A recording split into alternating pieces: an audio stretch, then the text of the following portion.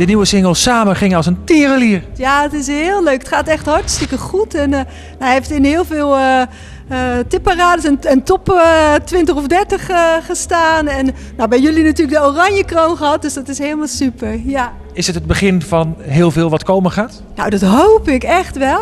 We zijn bezig met de nieuwe single. Half juni gaan we die opnemen weer bij Manfred Jongenelis.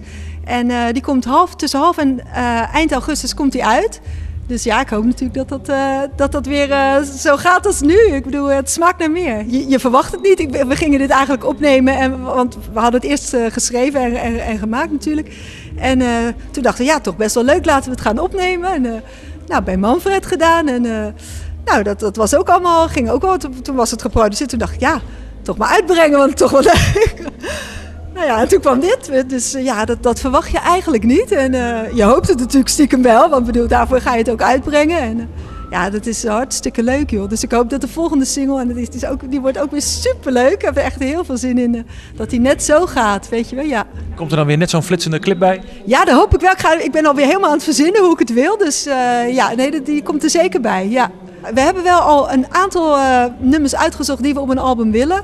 Er moeten nog een paar bij. Ik heb wel genoeg, maar dan ga je echt selectief kijken van welke vind ik dan leuk.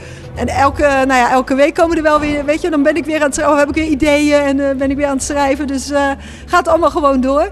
Maar ik hoop dat aan het eind van het jaar nog toch wel een album te hebben. Maar ja, dat ligt niet alleen aan mij. Hè. Er moeten wel meer mensen tijd voor hebben. En, want ik schrijf ze en ik bedenk ze. En samen met Danny Ferdinandus maak ik de muziek. En, maar dan moet het ook nog geproduceerd worden. En de studio moet tijd hebben. En van muzikanten, weet je. Dus er gaat toch wel even tijd in zitten. Maar ik hoop het wel, ja.